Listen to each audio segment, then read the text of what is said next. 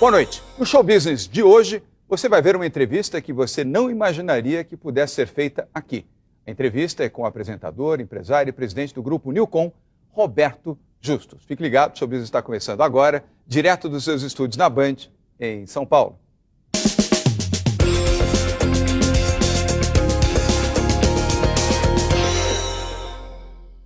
Ele é publicitário, empreendedor, talentoso, tornou-se apresentador de TV, cantor, e é com ele que nós vamos conversar agora, com Roberto Justus. Roberto, obrigado pela sua presença aqui no programa. João, essa é a entrevista que muita gente imaginaria que jamais pudesse acontecer. Começando com a sua produção, o pessoal falou assim, nossa, mas será que você vai aceitar essa entrevista? Mas por que, gente? Qual razão é o problema para não não aceitar? Sou amigão do João, adoro ele. Tem porquê. Só porque você me sucedeu no Aprendiz, as pessoas acham que nós somos inimigos agora. Tem nada a ver. Figadais. Imagina, pelo contrário. Ninguém demitiu ninguém. Não, ainda não. Mas ainda isso não, ainda quero não. Um dia ter esse prazer e você também, quem sabe. Quem sabe. Você acompanha. Pode acontecer a qualquer momento. Roberto, quando foi e qual foi o seu primeiro emprego? Olha, eu comecei trabalhando na empresa do meu pai. Meu pai é um imigrante húngaro que chegou aqui em 49, com a mão na frente e outra atrás, sem falar a língua, que é muito difícil. Fugindo da guerra. Você imagina, fugindo da guerra. Quer dizer, sobreviveu à guerra, são a família de judeus húngaros, você imagina a perseguição e tudo que eles passaram, a história é longa. Conseguiram chegar aqui a bordo de um cargueiro. Na época, o Brasil estava dando visto para pessoas que teriam diplomas, ou que pudessem ajudar o Brasil a crescer. Meu pai era engenheiro civil. E ele, por acaso, veio. Estava em Paris, viu uma fila de pessoas, era a embaixada brasileira, dando visto, chamando engenheiros, arquitetos, advogados. E ele entrou nessa fila. E veio parar aqui. Eu nunca estaria hoje falando para as pessoas em casa. Se não fosse meu pai não entrasse, momento, por acaso, passando hora, na embaixada brasileira, ele viu, porque os Estados Unidos, ele queria ir para os Estados Unidos. Só que os Estados Unidos fechou as fronteiras. Na época tinha muita imigração. Aí ele resolveu vir para o Brasil. Chegou no Rio de Janeiro, sem falar uma palavra em português, fazendo uma longa história curta. 2 anos depois, ele era sócio do futuro governador, na época, Lucas Nogueira Garcês. Ele já tinha uma empreiteira. Foi governador de São Paulo. É um bom governador de São Paulo. E meu pai acabou construindo o Brasil. O Congresso Nacional é obra dele. Ele fez uma empreiteira grande e tal. E esse foi meu primeiro emprego. Você tinha que idade? Eu tinha 18 anos quando eu comecei lá. Eu estava ainda começando a faculdade. E aí já comecei a trabalhar ao mesmo tempo. E aprendi muito com ele. Um grande mentor, não só das coisas da vida, dos negócios, mas caráter e a forma como ele encarava as relações do trabalho. Ideais de vida. Seu pai é vivo ainda? Ele conversa muito com você? Meu pai é vivo, tem 90 anos. Até pouco tempo atrás ainda estava jogando golfe, o que é uma coisa incrível, né? Bacana. E agora ele tem um problema na coluna, não está jogando, mas super lúcido. Ele ainda conversa muito com você? Conversa, adora, admira, porque assim... Ele critica você, por exemplo? Não. Não, você sabe, João, é importante... No diálogo, porque todo pai quer o filho sem dúvida, cada vez melhor. Sem dúvida. Sabe o que acontece? Essa missão que um filho tem quando um pai é bem-sucedido, de tentar fazer sua carreira. Eu admiro demais as pessoas que conseguem fazer crescer os negócios da sua família. Nós temos lá na família, casado com a minha sobrinha, o Benjamin Steinbrück, por exemplo, de uma família absolutamente de sucesso nos negócios, conseguiu fazer mais ainda do que a família fez. Então, muito se deve ao Benjamin. Você imagina. Evidentemente tem o Ricardo, tem não, toda o a Ricardo, família. Eles tocam a parte da família dos negócios. Mas o Benjamin fez novos negócios para a família. Então, esse tipo de desafio, que é incrível para as pessoas, eu tinha na minha vida. Quer dizer, eu não quero, como meu pai tinha uma construção empreiteira, eu sempre fui mais ligado a outro tipo de coisa. Não queria essas ciências tão exatas na minha vida. Achava meio chato o negócio dele. Apesar de ter trabalhado lá, falei, não vai ser meu futuro. E ele ficou um pouco frustrado no início com isso. Quando eu resolvi entrar na publicidade, em 1981. Vai fazer 30 anos o ano que vem. E foi com? Foi com o Eduardo Fischer, na época, uma pequena agência, que se chamava depois, começou a... Na Alameda Santos. Na Alameda, você sabe até. Eram 2 salinhas na Alameda Santos. Do nada. Eu lembro que a máquina de escrever não tinha a letra L, nós tínhamos que preencher com caneta na época, não tinha computador.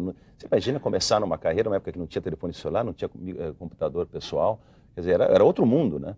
E a gente saiu do nada e conseguiu crescer bastante. Foram 17 anos juntos, até que eu resolvi que não estava feliz nessa sociedade. Ali se cumpriu uma história importante da publicidade brasileira. Foi, você e o Eduardo sempre foi muito talentoso, você é um grande administrador. Naquele tempo você geria a parte financeira, a parte administrativa. Eduardo, que nunca gostou disso, aliás, continua não gostando até hoje, ele gosta de criar, inventar, bolar, desenvolver, e ali acho que foi a soma certa na hora certa. Complementaridade. Que depois virou uma coisa que os pensamentos estavam tão diversos, o que também não quer dizer nada, uma sociedade é como um casamento. Cada um pensou diferente, resolvemos separar, cada um para o seu lado. E eu refiz o negócio do nada em 1998. 3 anos depois, quase 4 anos depois, liderando o mercado até hoje, há 8 anos, quase uma década liderando o mercado, ou seja, foi uma boa decisão. Eu lembro que quando eu saí daquela sociedade, nem imaginei que eu ia falar disso hoje, mas era a sensação de assim, free to shine, sabe? Tão livre para brilhar. Não para brilhar porque eu queria aparecer, mas porque eu queria fazer a coisa do meu jeito. Eu queria ser feliz. Eu ganhava dinheiro e não era feliz. E essa é a fórmula ideal para qualquer um que faz negócio no mundo de hoje. É assim, é ser feliz primeiro, o dinheiro vem depois. O dinheiro não, na verdade o resultado. Porque para você ou para mim ou para qualquer um, o que é o sucesso? Isso é muito vago, É a né? realização. Pode ser realização, pode ser notoriedade, pode ser realização financeira. Tem cara que está feliz com um pé na areia numa pousada no litoral da Bahia. Esse é o Está realizado. Está feliz. Eu não aguento 5 dias lá, eu aguento de férias, mas eu não aguento ficar. Eu preciso ter movimento na minha vida. Bom vendedor de coco, que é apaixonado por coco e por vender coco, ele está feliz realizado com isso. Então, quer dizer, eu não julgo as pessoas pela capacidade que elas, ou pela decisão que elas têm na vida delas, do que significa felicidade para elas. A única coisa que eu acho é que as pessoas têm uma obrigação de buscar a sua própria felicidade. Eu não era feliz naquela situação e eu preferi começar do nada, com todo o risco que isso envolve, porque o negócio ficou para ele, tomar todas as decisões mais corajosas no momento, e claro que bate insegurança, claro que ninguém é tão seguro assim, todo mundo acha, não, o Justo é o cara mais seguro do mundo, eu sou tanto quanto qualquer outra pessoa. Mas eu tive coragem, a diferença entre ter coragem de assumir riscos. E eu nunca vi resultado desassociado de uma certa dose de coragem para assumir riscos. Não há. Aliás, na atividade empreendedora, na atividade empresarial, isso não há. Há em outras atividades. Absolutamente. À medida em que você vai iniciar, comandar, deliberar, se corre riscos. E aí você precisa ter coragem. Grandes riscos. E grandes riscos. Aí você precisa ter coragem. Mas coragem também é felicidade, porque é sentimento. A coragem é um sentimento. Muito melhor você tentar alguma coisa, né? Do que não mesmo tentar. que não dê certo, do que dormir pensando, não tentei. Não fui atrás daquilo que eu imaginava que era o melhor para mim. Porque só não tenta quem não tem sonho. É verdade. E quem sonha, tenta. É verdade. Normalmente, quem sonha, tenta. Porque o melhor sonho é aquele que você pode realizar. É aquele que você persegue. Já e você só vai realizar se tentar. Se tentar. Senão, e já a busca já é um caminho que traz felicidade. Mesmo antes de alcançar. E quando você alcança, a felicidade aumenta. Pode ser até a plenitude da felicidade, mas ela cresce.